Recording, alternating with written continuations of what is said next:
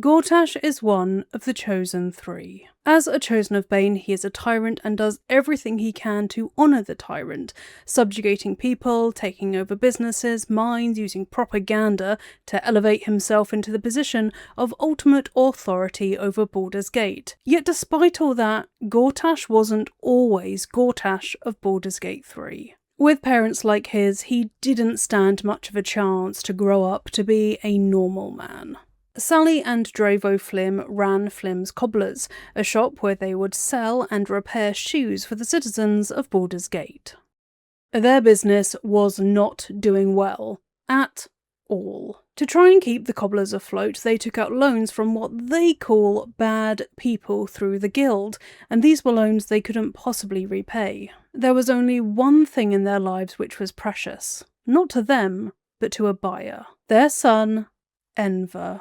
Enver is spoken of with loathing by his parents when Tav meets them, and gets to talk to the real them in Baldur's Gate. There's a strong argument here for Enver's parents being the one to first set their son on the path to evil. Because the way they talk about their own flesh and blood, even back when he was still a child, is absolutely disgusting. Hearing Sally and Dravo speak about Enver is disturbing. His mother says that she should have ended him in the womb. She said he was nasty to the core, a little monster, a little freak, tore his parents apart with his whining, demands and racket. Sally even says that she should have killed him when he was just a baby. Hearing all of that vitriol and knowing Enver as Gortash, Chosen of Bane, it can be easy to think that Enver always was the Gortash that we know today. I do not think that is the case. One key question remains here. Can someone be born evil? Or is Enver just a victim of the nature versus nurture debate? Having seen and heard the hatred with which his parents speak of him, I do not think Enver was born evil. I think he was a child. Children can be loud, selfish and demanding, just as adults can be loud, selfish and demanding. The difference is that children are still learning their way through the world and should be treated with patience, love and care. That doesn't mean you let children run riot though, of course. Parents are there to raise children, teach them right from wrong, teach them how to stay safe and how to be kind. In short, to love them.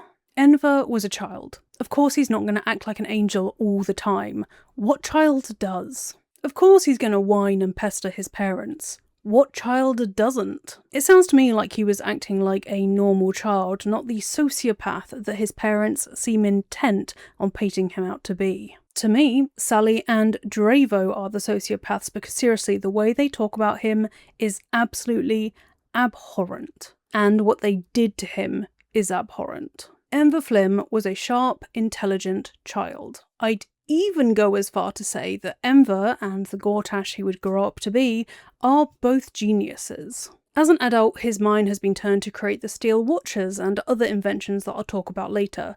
As a child, I think his intellect was equally sharp, but a loose cannon, and he probably caused some chaos. Taking a machine apart here, testing a new invention there, creating all kinds of traps and tricks. The equivalent to coming down the stairs in the morning and seeing that your child has taken apart the toaster and is now trying to pull it back together. Inconvenient, yes, but that doesn't make your child evil, does it? It makes them curious, and they want that curiosity sated. His fierce intelligence and talent for invention is why I think they called him a freak, because they were just plain intimidated by their son's smarts. I really think they were just selfish, horrible, insecure dickheads, all of those qualities exacerbated by the loans hanging over their heads from the loan sharks. It got to the point where Sally and Dravo were being told that they were all going to be put 6 feet under if they didn't repay their debts, Enver included. I do not think the guild would have killed a child, though. I think Sally and Dravo would have. I think they assumed that the people from the guild were as heartless as they were, and so assumed that Enver was a goner if they didn't pay. The Thieves Guild may smuggle and sell drugs and steal and blackmail people, but I do think they have a code. And you have to imagine that a fair proportion of those people who work for the guild themselves came from broken homes and may see a semblance of themselves in any children who are also the victims of their parents' harebrained, idiotic ideas, like borrowing money from people they couldn't possibly afford to pay back. Children like Enver. Decades later, Sally and Dravo may have convinced themselves that Enver's life was in danger too, just to justify what they did next. They sold Enver to a warlock. In exchange, they got good coin, saved their shop, and closed their debts. Enver disappeared from their lives. And yet, even after selling their son and paying off their debts, they didn't close Flymm's cobblers or move away from Baldur's Gate altogether. You're telling me that these fools chose to keep their failing shop open and also stayed in the city where the loan sharks worked? They did everything to breathe life back into their business and yet didn't think twice about sacrificing their own son. These two reprehensibles may not have seen anything in Enver, but Raphael certainly did. Because it was Raphael, no warlock but a devil, who had bought Enver. Raphael may have noticed Enver's talent for invention and seen benefit in having an enslaved genius, or he may have just been being a devil and took Enver because his parents offered him.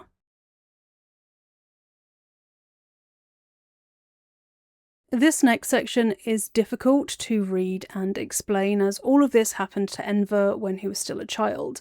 No matter who he ended up turning into, no child deserved any of this, and if you didn't hate his parents before, you're definitely going to hate them now. Under Raphael's roof in the House of Hope, Enver became what the developers describe as a page boy. A page boy is an old medieval term traditionally used to denote a young attendant or servant. Calling him an enslaved child would make his captors uncomfortable, so page boy it is.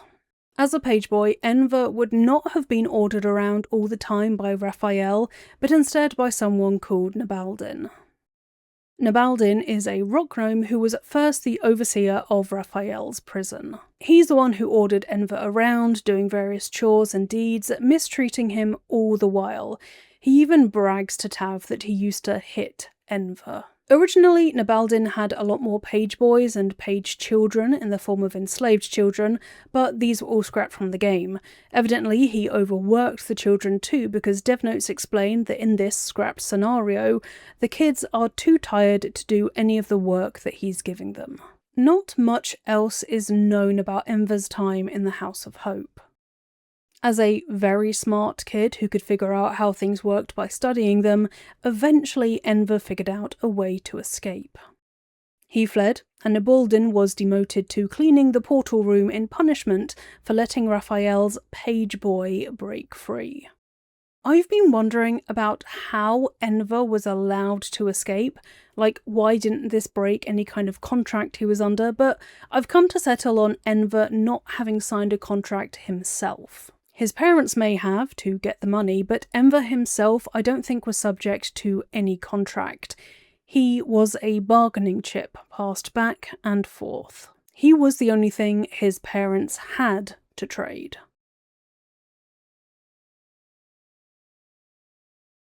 Returning to Baldur's Gate was a brave decision for young Enver. I don't know how old he was when he escaped the House of Hope, but there is a draft biography written by some poor sod. The writer is now but a skeleton in the Worm's Rock prison, the manuscript still on their body.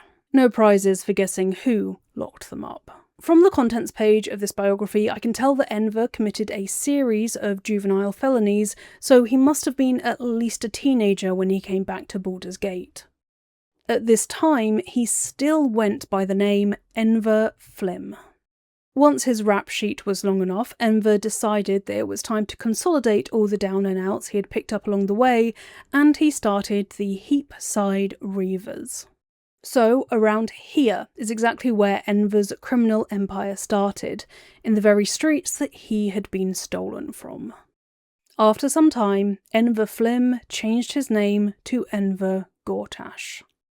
Why he ditched his surname for Gortash isn't ever clarified in the game, or why he chose Gortash to begin with, but I can make some assumptions. The most obvious one is that he hated his surname because it reminded him of the 2 sacks of shit that are his parents. Also, perhaps people were starting to join the dots between the cobbler's shop and the young upstart criminal in trying to curry favour with the 2 people that Enver hated the most. Or perhaps he just thought Gortash sounded more intimidating than Flymm, which it does. It has the word gore in it, so it's going to make people think twice about messing with him, even subconsciously.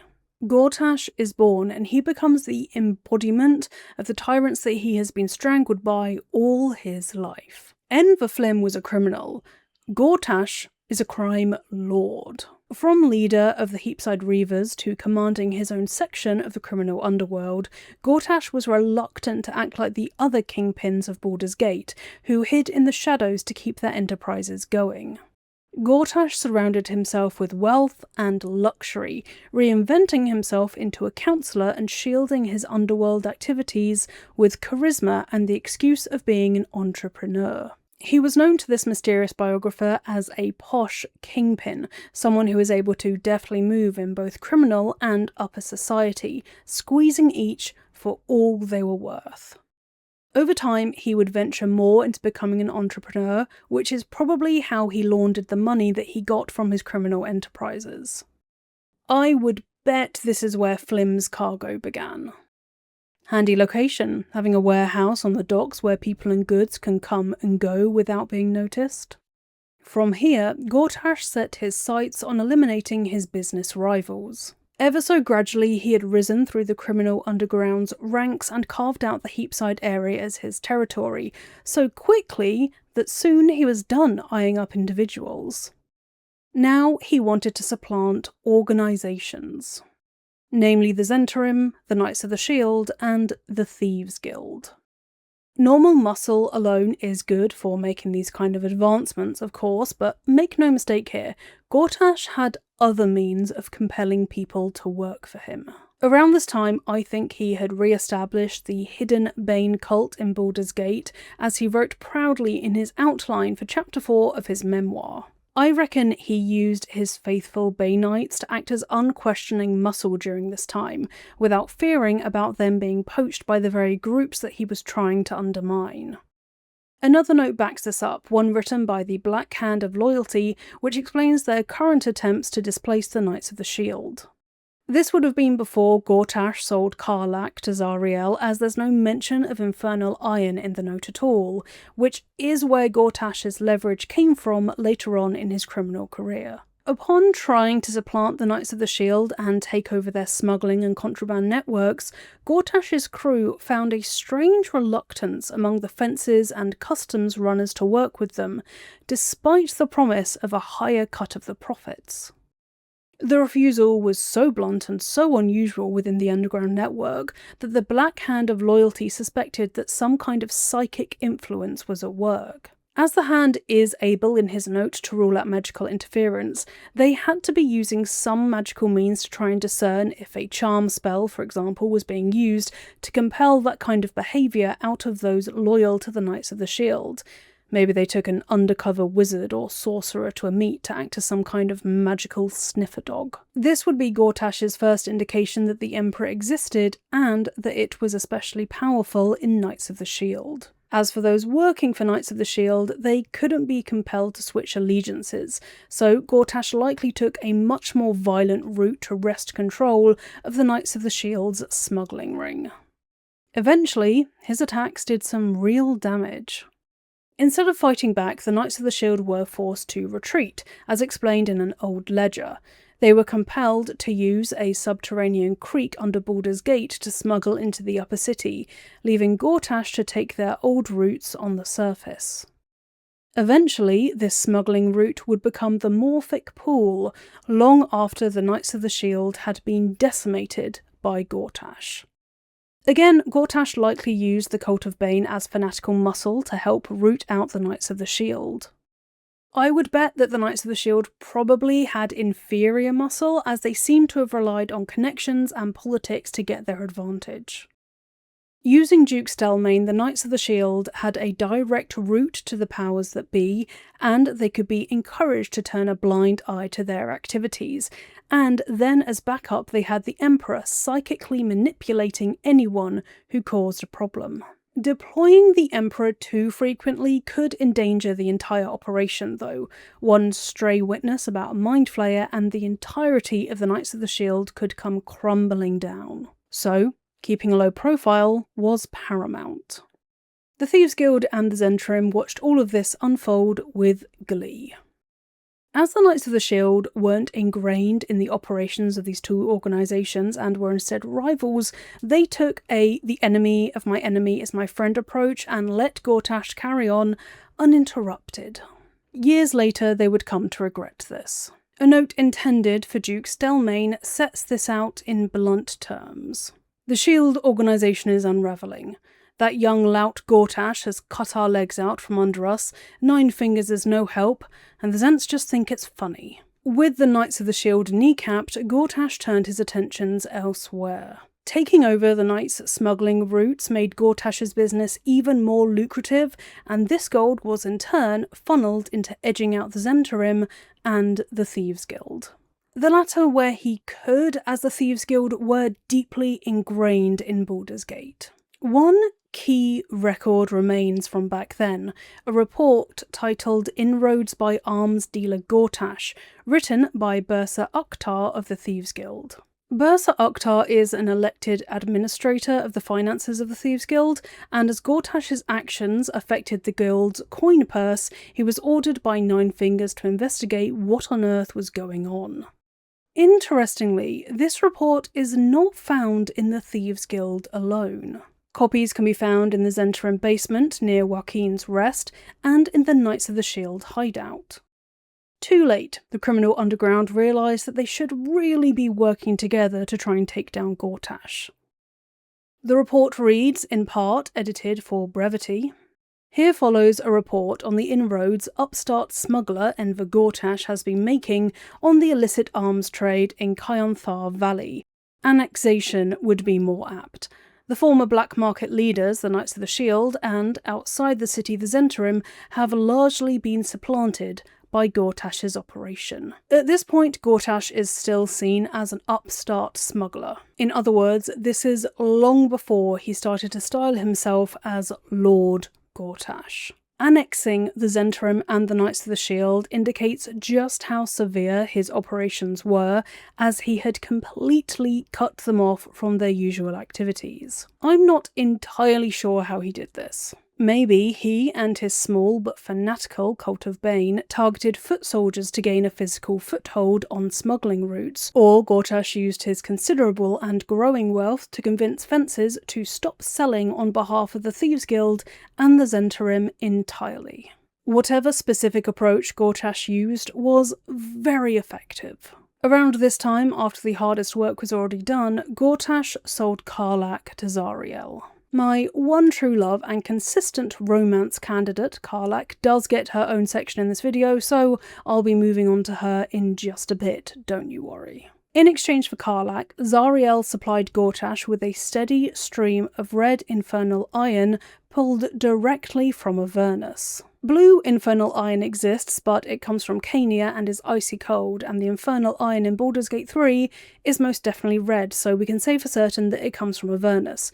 In the description it also mentions Avernus, but another famous location for infernal ore is Dis. Infernal iron is quite the bounty on its own, but Gortash turned his mind to the kinds of weapons he could make out of it. Once the weapons were made, Gortash needed his own fence. A new one, completely unconnected to the Zentrim, the Knights Guild, or the Thieves Guild, and one who sold exclusively for him. Frank Peartree used to work with the Flaming Fist but had become the Basilisk Barracks cook after some unnamed injury forced him into an early retirement. Frank was perfect, ambitious, poorly paid, familiar with the criminal underground from his time working for the Flaming Fist, and prime for blackmail. He must have taken bribes as a Flaming Fist or got involved in some criminal schemes, which Gortash used for leverage and then threatened to reveal to other fists looking to get a promotion. After receiving a letter from Gortash titled An Offer, Frank saw sense and became Gortash's arms dealer. Infernal weapons went in, lots and lots of gold came out. Frank did excellently at arms dealing and seemingly had no qualms with it. Keeping his job as a soup maker and cook at the Flaming Fist barracks, he could eavesdrop on new criminal prospects, learn where the Flaming Fist wasn't looking, and more. His name and his connections with the institution meant that plenty of underworld criminals would take a meeting with him if it meant garnering some favour, or a blind eye, from the Flaming Fist. As a retired Flaming Fist, he could get places that civilians just couldn't. Gortash was deliriously happy, maybe for the first time in his life. He wrote a letter to Frank titled My Gratitude, and it reads thus. Weapon distribution continues like a parent saving their drowning child, swimmingly. The success of this endeavour lies entirely at your feet. You are a treasure, and I should like to hold you in my arms and whisk you about. How you would laugh, Frank. Of course, people would say we're in love. And I do. I do love you, Frank. I love any man willing to birth a little more slithering, wet malice into the world. By sending out my weapons, putting them in groping, willing fingers, you've done just that. As evidenced by this glowing letter, a love letter, I would argue, Gortash implies that Frank did a lot of the heavy lifting. Frank probably chose the recipients of these infernal weapons carefully so as not to flood the market. Then the enemies of his clients would start to vie for infernal weapons, which he could sell at an inflated price. Gortash may think himself immune to feeling and care, but that letter to Frank shows that he builds strong bonds quickly with those who work alongside him. I doubt he'd see it as friendship, but whatever feelings he's experiencing towards Frank are strong enough for him to mistake them for love. Being able to trust someone elicits powerful emotions in Gortash, magnified by his unfamiliarity with them. No wonder, as during his childhood Gortash likely had few, if any, of these kinds of relationships. Frank must have made a killing. He has plenty of literature about the Hells and Devil's contracts in his house, so he may have been researching what the Hellfire weapons he was creating with the Infernal Iron were actually doing, or he could have been contemplating a diabolical bargain of his own. Unfortunately, being such an asset to Gortash has its risks. Frank is murdered by Orin due to his proximity to Gortash. Eliminating him weakened Gortash, but that was in the far, far future compared to when this deal was first struck. Frank's genius move was to sell the weapons and armour to individuals and wholesale. Taking on the supplier role, B2B essentially, funneled the infernal arms to the Zhentarim and the Knights of the Shield, as well as to the rest of Gortash's network. Conflict escalated among the factions, and it all served Gortash, as the criminal underworld was struggling to get their hands on the only weapons that gave them a fighting chance against their competitors. After cutting off the Knights of the Shield from their usual smuggling route, the organisation was in decline, collapsing effectively, and by the time Tav makes it to Baldur's Gate, the Knights of the Shield are gone.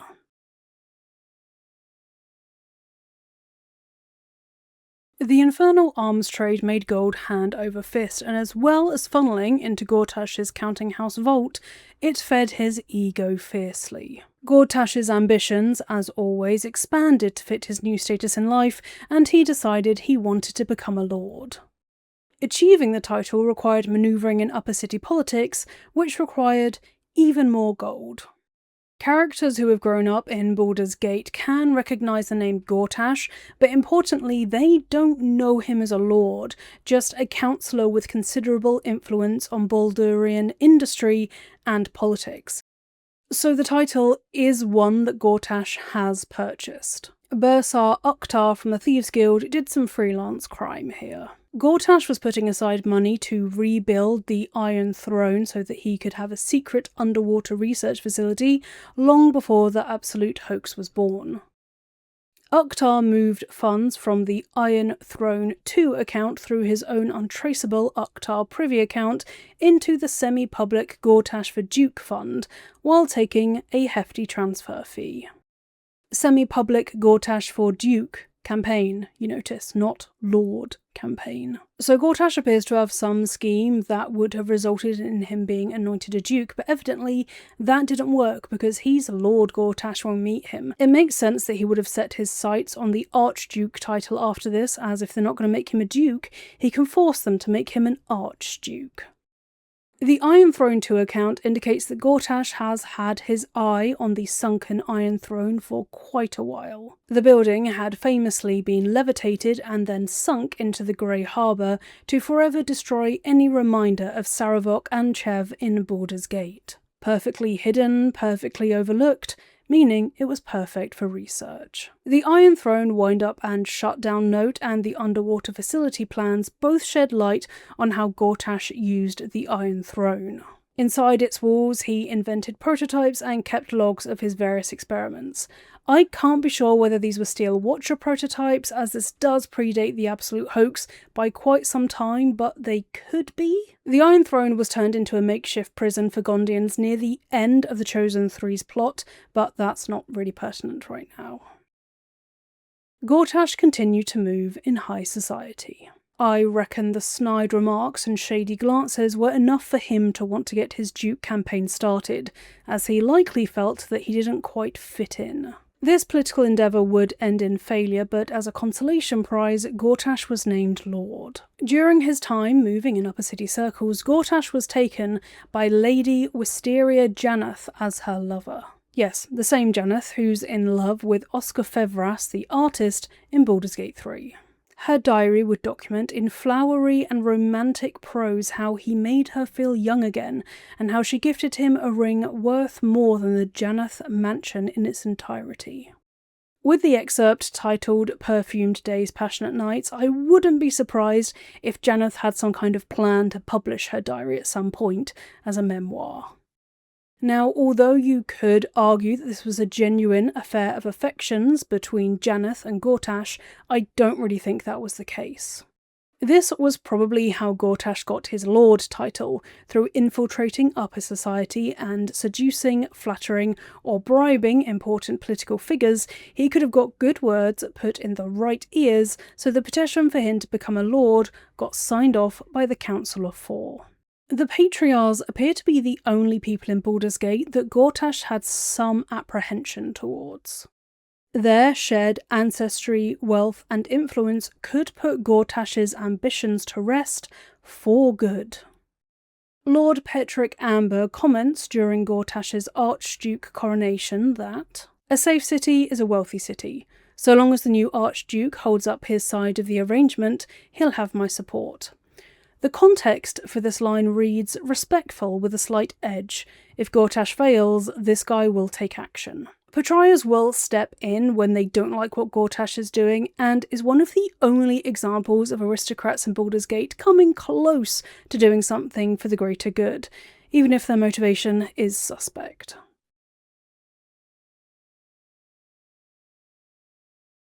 Karlach was long gone by that point. While Gortash glided through upper city parties and offices and beds, Karlach was fighting for her life on the front lines of the Blood War, deep in Avernus, an infernal engine pumping in her chest. The infernal iron replaced the flesh and blood heart that her mother had given her, long discarded, ending up God knows where. Zariel had used Karlach as a test subject for her infernal engine. She needed someone strong, of hellish descent, with resistance to fire and familiarity with brutal hand-to-hand combat. Gortash knew Karlach was perfect, and he sold her to the fallen angel without a second thought. In exchange, he got infernal iron. Karlach has an exchange with the Steel Watcher when she returns to Baldur's Gate. Horrifyingly, while other characters and people are treated with unanimous suspicion, the Steel Watchers extend a sororal greeting to Karlach, because, as they put it, your composition resonates with our own. You are a beneficiary of the genius of Lord Enver Gortash, because both Karlach and the Steel Watchers are made of infernal iron. Karlach never saw this betrayal coming because she trusted Gortash more than anything. An outer city local, her parents had died while she was a child, so she was left orphaned and running riot around the streets. She brawled her way through alleys and streets, even at a young age, gaining a reputation for being a fierce fighter. Without parents to guide and protect her, Karlach fell into the wrong crowd in a desperate search for food, family, and shelter, and honestly, who can blame her? It's likely that this wrong crowd was the Heapside Reavers, headed up by the charismatic Enver Flymm. Word had got to Karlach of a job going, guarding some indoorsy type with a lot of enemies, and that was a job which paid well. When Enver met Karlach for the first time, he took one look at her and said she was perfect. Gold started to come into Karlach's pockets in amounts she never dreamed possible, and with it she moved into a nicer neighbourhood and began to put some gold away for her future. This imagined future would never materialise.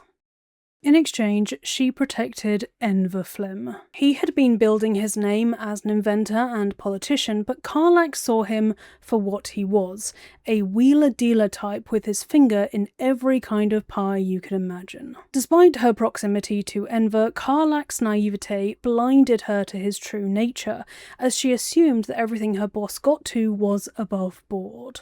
He honed his charisma on Karlach, training himself to deceive. Years later, he would put this training to use, deceiving the patriarchs and the upper city. Rumours in the file under Diabolist note would surface that Enver Flymm used the Diabolist Helsix services way back then in his organised crime days to visit the Hells. Personally, I think this was a meeting between Zariel and Gortash to hash out the details of the contract that would hand over Karlach to Avernus. As for how Gortash pledged Karlach into Zariel's servitude, I have no idea. Had she signed a contract unknowingly, one which granted Gortash power over her body? If Karlach did indeed trust him more than anything, which is what she says in the game, she may have signed what she thought was an employment contract and not spared time to read the fine print. I can ask the same question about how Enver's parents sold him to Raphael, but the best explanation comes from Elturel's descent into Avernus. The city folk of Elturel didn't each sign a contract to get plunged into Avernus. Basically, there is a way to sell people to devils, as you can bet that devils aren't going to be super fussy about whether someone has fully consented or not. Karlach was resilient, strong, and fierce, which made her the perfect test subject for Zariel's infernal engine. Her tiefling heritage meant that a passing glimpse of Karlach on the front lines of the Blood War would have her mistaken for a devil. No one would raise alarms about her in Avernus, not that anyone would care, as without her parents on the surface, no one was wondering where Karlach had gone. Even Will mistakes her for a devil at first, and has to be told that she's a tiefling, so clearly having a tiefling with an infernal engine in Avernus in the Blood War would be enough.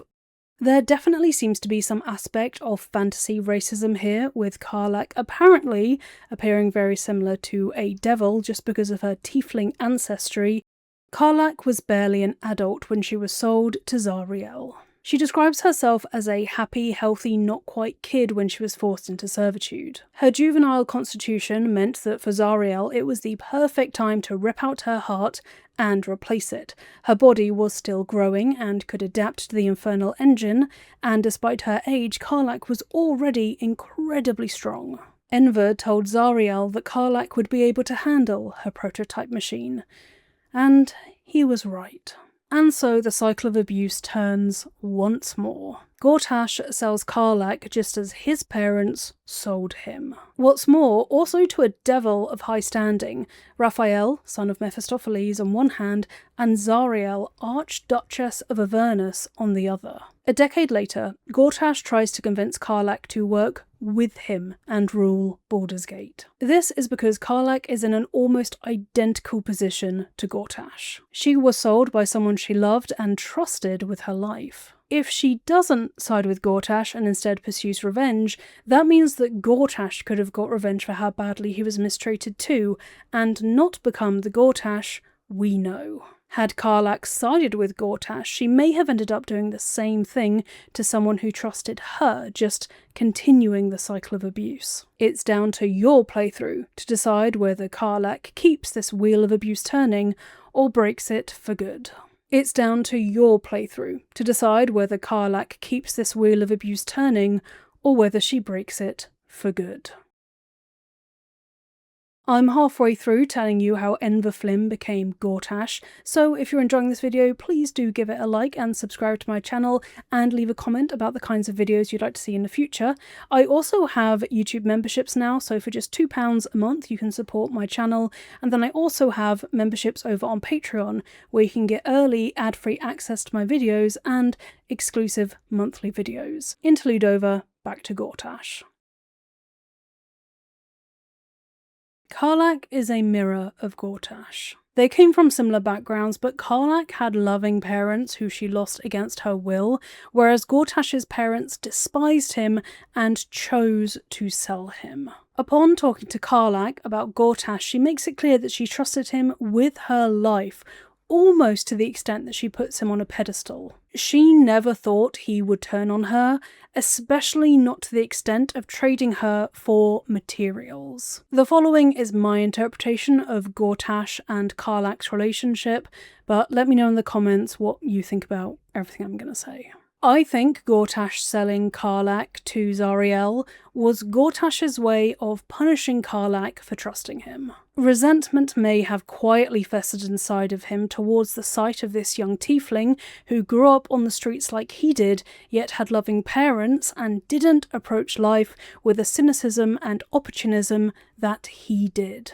Unlike Gortash, she trusted those around her. And what's worse, she trusted him. Maybe Gortash was repulsed at the idea of being trusted by someone so naively, and on a subconscious level didn't think himself worthy of such trust. Maybe he felt like he was in uncharted territory, having been raised first by sociopathic parents and then devils. He had no idea how to respond to someone respecting and trusting him. Those feelings may have made him aware of his own shortcomings, and to squash them down, he sold Karlach to Zariel, becoming exactly the kind of monster his parents and Raphael had raised him to be. The wild thing is that in Gortash's eyes, Karlach is the one to blame for her own infernal engine heart. He tells her scornfully, "Took advantage like you were some waif without a will of her own. You threw your lot in with mine. Willingly. Whatever came next falls at your feet, Karlach. Because if she's not to blame, then Gortash definitely is, and he cannot allow that to be the case." Karlach was a bodyguard for a smuggler, and she didn't think she was going to be smuggled herself. How dare she feel secure in her life and affections? Gortash hated that self-assuredness, I think, because he had to go through so much trauma to develop a trait which came naturally to Karlach. Should Karlach decide not to forget the past and fight Gortash, he says, "Your time in the Hells has taught you nothing. You remain the same impulsive little brute you've always been. I haven't missed you at all, you know, and I won't miss you when you're dead either." Yeah, say it again and I'll maybe believe you. Why would Gortash proclaim that he didn't miss Karlach if he didn't miss Karlach? Karlach didn't ask him if he missed her, so he probably did, and he probably hates that he missed her. Karlach trusted and respected Gortash, which in turn disgusted Gortash. He has never been able to feel that for someone else without fearing that they would exploit him. He hasn't been able to be impulsive. He thinks through every decision to make sure something always works out for him. Karlach didn't when she was his bodyguard. She was impulsive, and yet somehow everything worked out for her until it didn't. He resented Karlach so much that he sought to turn her into him, effectively. Then maybe his affection for her could be permitted. When Karlach confronts Gortash about the infernal engine in her chest, he replies, "That thing in your heart has made you more powerful than you had any right to be. That thing in your chest is a blessing I helped you receive, one you're too much of a fool to see." Gortash has trained himself to see the opportunity in any event. Abused by his parents? Learn how not to need love. Sold to Raphael?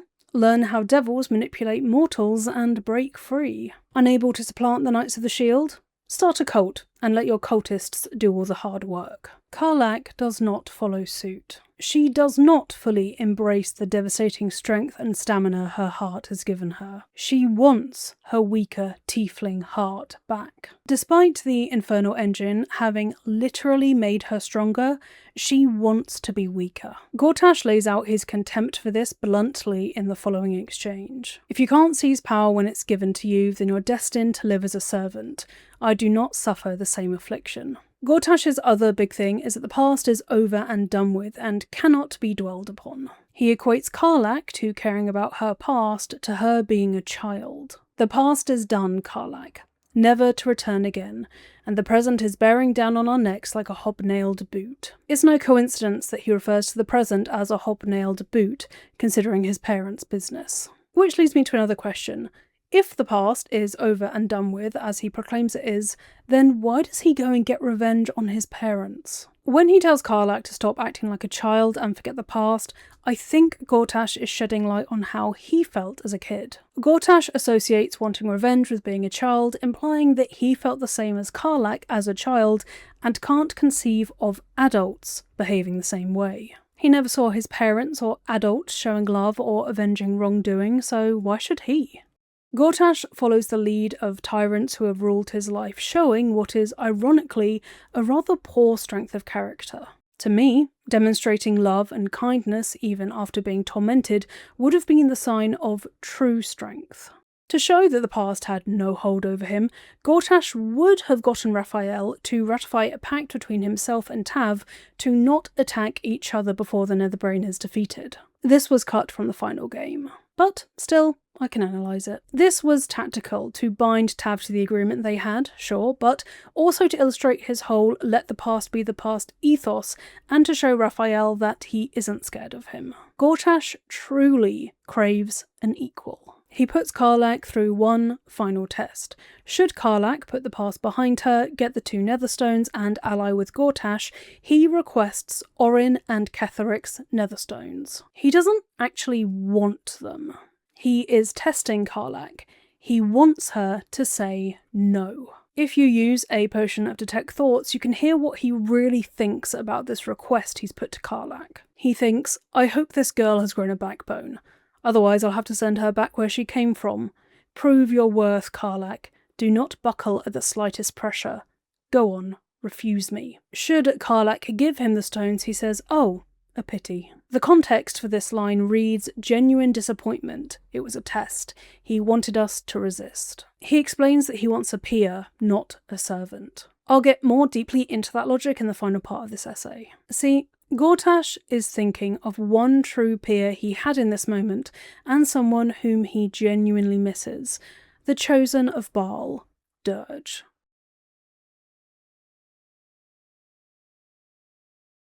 Durge is who Gortash wanted Karlach to be. Karlach came back after Durge disappeared, and Gortash hoped that she would be his new Durge. Not the case. Durge is the closest thing that Gortash ever had to a friend. Their relationship started to further both of their ends. Upon Bane deciding that Gortash would be his chosen, Gortash made contact with Baal's own chosen, Durge. To extend an olive branch and presumably prevent Durge from murdering him, Gortash revealed that Baalite ancestral torture racks and the remains of one of their faithful were on display in the Hall of Wonders and proposed retrieving them together. Durge agreed, seeing it as a win-win. They could get revenge upon the museum for turning Baal's history into a tourist attraction, while also testing Gortash's mettle in combat. Presumably, Gortash disguised himself for the assault on the Hall of Wonders as being a public figure he would otherwise be recognised. The mission was a success. Slowly, Gortash and Durge confided in each other. They initiated the absolute plot, discussing in depth the failures of their predecessors and how they could avoid them. It's not quite spelled out in Baldur's Gate 3, but the pair must have spent a lot of time together. Letters went back and forth between the 2 chosen. They're written in code, but what's more important to me than their contents is where Gortash kept them. Not in his worm's rock fortress, in a gilded chest or secret safe, but in his childhood home, in Flymm's cobblers, in a chest beside his parents' bed. The record of Gortash's growing friendship with Durge is kept in the place where Gortash was most vulnerable, closest to his childhood. These strong feelings went both ways. Durge admired Gortash, writing a prayer of forgiveness to their father, which reads, in part, "Forgive me, father, but I cannot help but admire the chosen of your sworn foe. Enver Gortash's genius will take us far. I can see the path through Gortash's brilliant plan." Durge did still plan to betray Gortash and cast the entire world into bloody murder, but they felt conflicted about how this would be a challenge considering their admiration for Gortash. Following their initial mission together, Gortash somehow heard about the Crown of Karsus. It gave control of the wearer to whoever wielded the Netherstone's power ringet, making it a naturally tyrannical item. Together with Durge, Gortash went to Helsik. The Diabolist opened a portal to Mephistar where the pair stole the Crown of Karsus, along with a book titled Accelerated Grand Design, which gave Gortash the idea for the Absolute Hoax. They united with Ketheric, the Chosen of Merkel, and found out about the ancient Mind Flare colony below Moonrise. In the frantic raid, they enslaved the colony's netherbrain. Durge would go in, and Orin would come out. Orin betrayed their sibling Durge and pounced when they least expected it, prying their skull open and stuffing a tadpole inside before dumping the body and proclaiming herself the new Chosen of Baal. Gortash hasn't seen Durge since. The reunion between Gortash and Durge is the closest that Gortash comes to expressing any kind of love, platonic or not. He says, "It's my favourite assassin. Gods, you're a sight for sore eyes." Gortash admits that although he tolerated Orin, he liked Durge. He takes it even further, proclaiming that ousting Orin and helping Durge reclaim their birthright would be his greatest honour. This deep respect that Gortash has for Durge comes in part for his admiration that Durge is able to control their urges. Gortash explains that Orin was consumed by her gruesome obsessions and that he always preferred Durge's methods. The context for the delivery of this line has heavy emphasis on the word always to indicate Gortash's sincerity. Durge, you see, is reasonable, just like Gortash. They are in control of their emotions.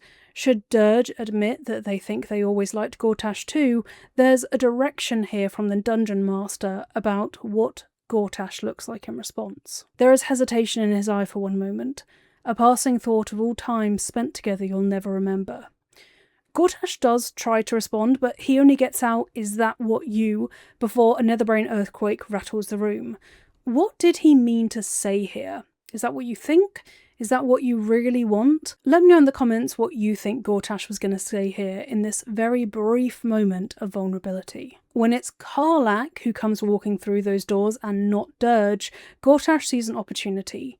He craves that peer that he had for the briefest of moments. If you've destroyed the Steel Foundry and the Iron Throne at this point, it does turn out that he's lying about the peer stuff and will stab you in the back.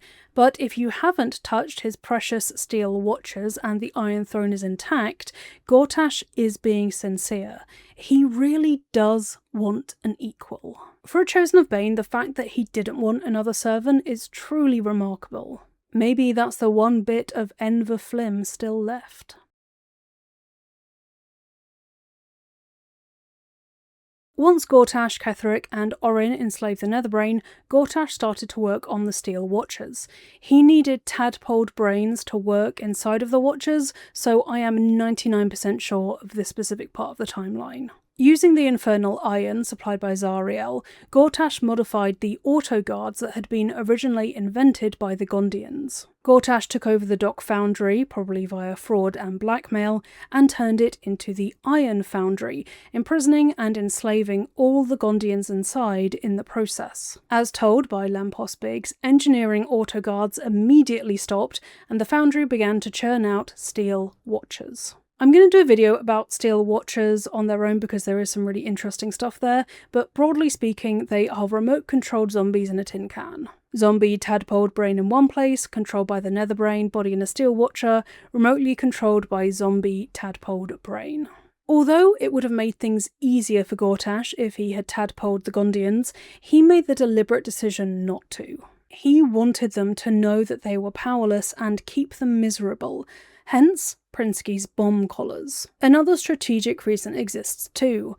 Gortash didn't want to expose them to control through the absolute hierarchy. He probably feared that Orin or Ketheric could wrest control of the Gondians from him if they were tadpoled, making for the potential of cutting Gortash out of the hoax completely. Beyond the Steel Watchers, Gortash's talent for invention impressed even Balthazar, Ketheric's necromantic advisor. Under Balthazar's eye, Gortash invented the Illithid Library. His new contraption meant that instead of using psychic means to access the memories stored within the floating library of brains they had, they could plug a head into this device, quiz it, and get answers directly from the subject. Back in Baldur's Gate, Steel Watchers took to the streets alongside the Flaming Fist. They were also put into battle. Word of their might on the front lines against Ketheric's army reached Baldur's Gate.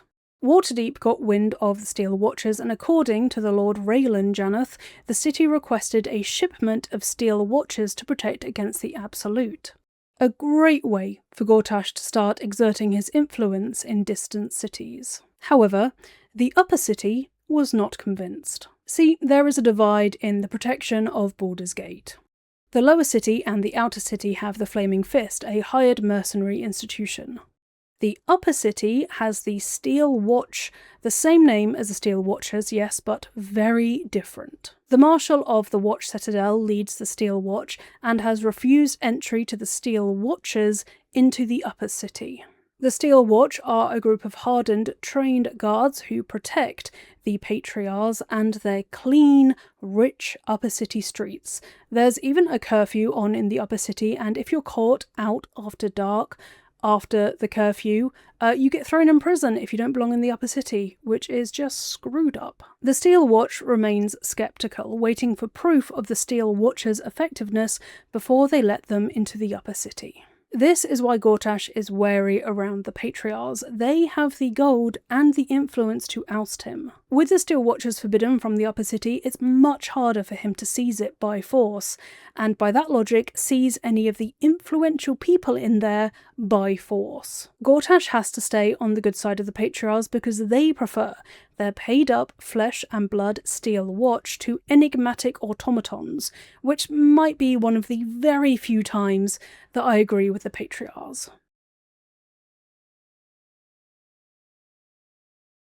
Scattered throughout the streets of Baldur's Gate are various posters and pamphlets proclaiming Gortash's suitability for a new role that would change Baldur's Gate forever, the Archduke.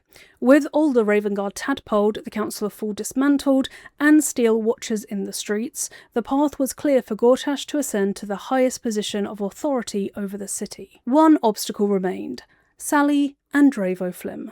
Whether Gortash had visited his parents before this point is uncertain, but he decided now was the right time for a family reunion. Gortash arrived at Flymm's cobblers and expeditiously tadpoles Mummy and Daddy Dearest. To any visitor, these two miserable gits couldn't appear any more doting of their son, who is about to ascend to archdukedom. Reasoning for this particular type of brainwashing is twofold.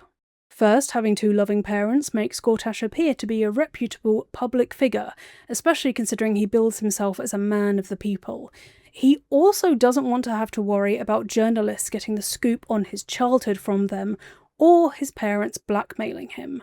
With his parents being commoners, just like him, even though he would hate to admit it, Gortash is rendered a man of the people twice over. Flymm's cobblers open to anyone who wants to have a look. The second reason is just plain tragic. When Gortash has absolute power over the people who sold him to a devil, all he wants to hear is that his parents love him. Of course, he knows his parents do not. He likely gets double delight from hearing his parents say they adore him for once, while knowing that it is precisely saying that which torments them the most. Because they hate him still. It sounds like Gortash did a classic villain monologue before tadpoling his parents. Sally says that he revealed to them that he wanted them to feel what he felt, powerless, so he must have revealed his true motivation before they got turned into puppets. On the walls of Flymm's cobblers is a bespoke portrait of Gortash. As far as I can tell, this painting isn't seen anywhere else in the game, and I think it's the portrait that he's having painted in between the Act 2 intermezzo and Act 3. At this point, he's just rubbing it in and making it sure that his parents cannot ever escape his tyrannical gaze. Sally and Enver Flymm couldn't keep their business afloat, hence selling Enver, so Gortash made sure they'd never struggle for orders ever again. With his position as Lord and then Archduke, he gave them contracts from the Flaming Fist to make their scout boots. The targets were exhausting and relentless. One order had them make 26 pairs of boots in 10 days. An ironic punishment for sure. Now they have more orders than they could possibly meet, with no choice but to spend all of their waking hours on making shoes just like they wanted when they sold Enver. Should they fall behind, Gortash can just force them to stay awake until they're finished working. As a compliment to his Archduke campaign, Gortash also distributed pamphlets about how he would deal with decorum, discipline, protection, public works, surveillance, and verification within the city. Every single principle in these pamphlets is proclaimed to be the most important to Lord Gortash, so naturally none of them are. Another pamphlet, called The Time of the Patriarchs Are Past, lays out Gortash as a man of the people, ready to stop the Patriarchs from letting the city fall into decay. The solution to a selfish ruling upper class? One single incorruptible ruler, Gortash.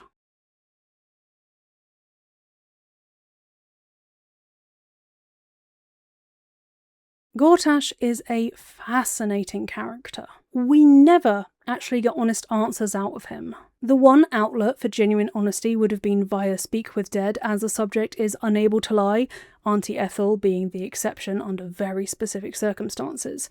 However, Bane commandeers Gortash's Speak with Dead to deny Tav access to him, revealing that his soul is already suffering at Bane's hands as punishment for failing him. In lieu of getting real answers from Gortash, I want to take a deeper look into his character. One of the key indicators about how Gortash sees himself is the phrase he uses towards a redeemed Durge. One's true nature always rises to the top. Gortash does not believe that it's possible to change or conceal one's true character. He admires those public figures who have won at this endeavour, staying true to themselves while pulling one over upper society and history itself. Within his Worm's Rock quarters are busts of figures lined up as if standing to attention. Some of them started from nothing, others took advantage of the patriarchs, others still used propaganda to improve their public image. There's Captain Morgan Redlocks, who wed an old, rich merchant, and then after their wedding he mysteriously died and she turned all of his merchant ships into pirate ships, starting her very own pirate fleet. Then there's Duke Eltan, founder of the Flaming Fist, who was a cruel and hard-headed mercenary, but reinvented his image to become a folk hero. And finally, there's Dame Amafrey, who founded several orphanages in the outer city, as the lower city was no place for children and the upper city declined to sponsor an orphanage. The subtext being that, yes, Amafrey did do good here, but it was also to further her public image. Gortash has taken direction from these historical figures. I doubt he'd call them an inspiration for his career, but he might call them the blueprint. Despite the pain he and his stone mentors have left in their wake, Gortash refuses to take accountability. One of his key lines is, "I don't care about blame. I care about progress. I care about power. That's why you are servant and I am master." He assumes other masters, as he characterises people in power, don't care about accountability either. They don't waste time on blaming and instead chase progress and power. By this logic, only servants care about blame because they're servants. When upper city patriarchs care about blame, however, it's a case of power or progress being disrupted, so they're allowed to do something about it and yet remain masters. Gortash's logic is flawed. Another bit of Gortash's flawed logic is his position on murder. For him, murder is repulsive. When talking to Durge, he says he doesn't even know what murder is to them, as he knows of their proclivities. When quizzed about it, Gortash explains that he sees murder as a grim necessity to provoke a desired response from those who witness it.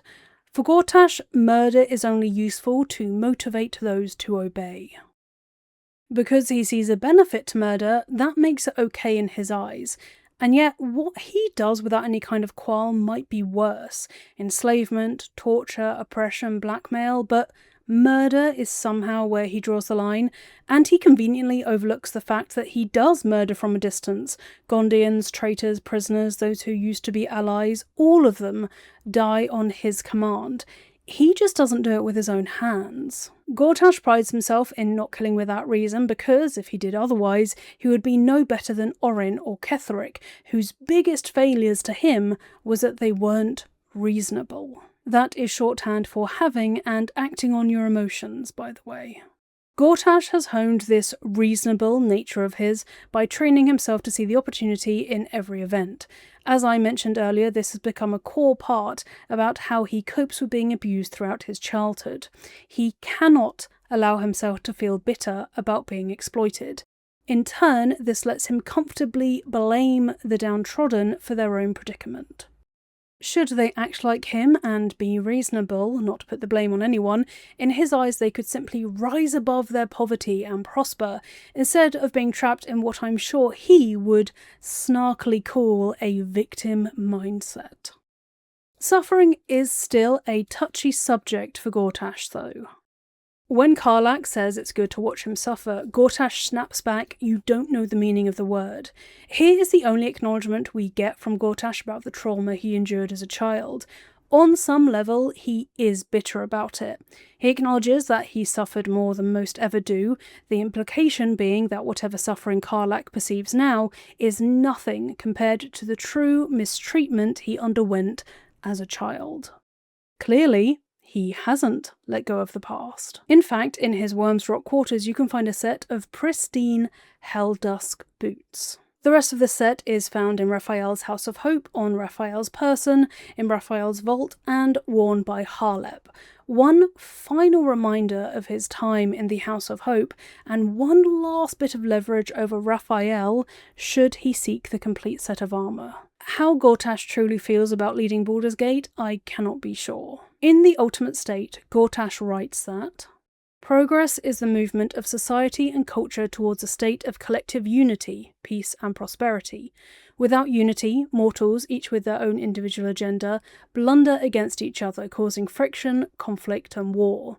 Runaway egocentrism, that urge often miscalled free will, is the one true enemy of unity. Free will must be eliminated. Once freed from its agendas of free will, the brain can also be freed from the frailties of the mortal form. The brain can live forever in a steel body, or even better, control that body from afar. This is the ultimate state. Is this his genuine belief that confining the people of Baldur's Gate in a steel watcher would be progress? That removing their autonomy is actually for the greater good? Or is this manuscript describing the ultimate state one last final bit of propaganda? Perhaps it's a final resort in case the masses find out about the Netherbrain, Gortash's final attempt to neuter their outrage. He would never make it that far, because even if you bring him to the Netherbrain with you, the Netherbrain pops his head. Gortash's usefulness finally expired. And that is the story of one of the Chosen 3, Gortash. If you enjoyed this video, please do give it a like and subscribe. It is so hot right now in my lounge, so excuse my un-Sailor Mooned fringe because I did not want to put anything hot near my head at all. Toto is currently in his very own flower fairy cone back here, because he had to go to the vets and get a little wound thing sewn up, so he's looking very cottagecore right now.